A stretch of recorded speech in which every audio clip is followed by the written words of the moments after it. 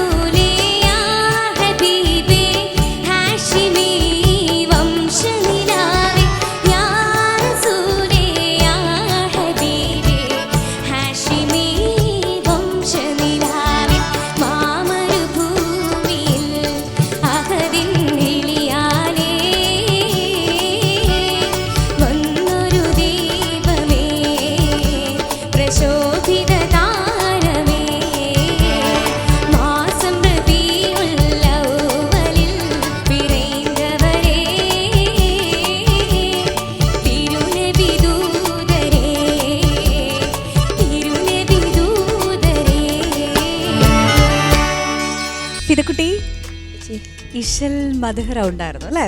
നല്ലോണം പാടി, നല്ലൊരു മെലോഡിയസ് ആയിട്ടുള്ളൊരു സോങ്, നല്ല രസമായിട്ട് നല്ല ഫീൽ ചെയ്ത് ചിരിച്ച് എൻജോയ് ചെയ്താ പാടി അല്ലേ? പാടിയിട്ട് എന്ത് തോന്നി ഫിദക്കുട്ടിക്ക്? കുഴപ്പമില്ലാതെ തോന്നിയുള്ളോ? നന്നായിട്ട് പാടി തോന്നില്ല?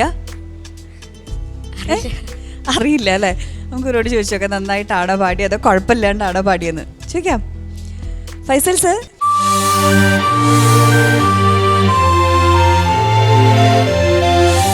ഫിദ, ഈ ഞാൻ ഫിദക്ക് കണ്ട ഒരു പ്രത്യേകത എന്താണെന്ന് ചോദിച്ചാൽ, സ്വന്തം ശബ്ദത്തിന് അനുയോജ്യമായ പാട്ട് തിരഞ്ഞെടുക്കാൻ മിടുക്കിയാണ് എന്നുള്ളതാണ്. ഫിദയുടെ റേഞ്ച് അറിയാം, എനിക്ക് ഏതൊക്കെ പാട്ട് പാടാൻ പറ്റും എന്നറിയാം. മലപ്പുറം ജില്ലയിലെ പൂക്കളത്തൂർ എന്നൊരു സ്ഥലമുണ്ട് കിഴിശ്ശേരിക്കടുത്ത്. അവിടെ ഈ അറബനമുട്ടിന് പേര് കേട്ട സ്ഥലമാണ്.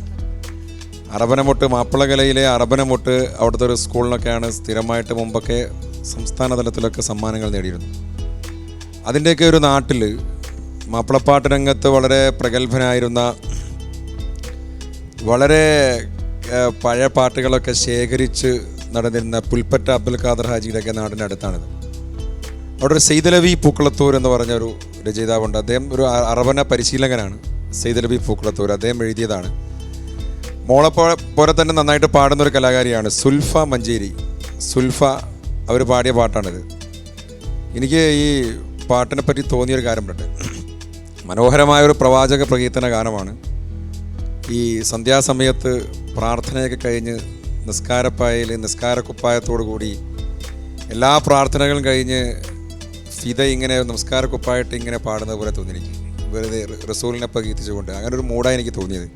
അതിന് പറ്റിയൊരു താളമാണ് ഈ പാട്ടിന്, ഇങ്ങനെ റസൂലിനെ കുറിച്ച് പാടുന്നതായി തോന്നി എനിക്ക്.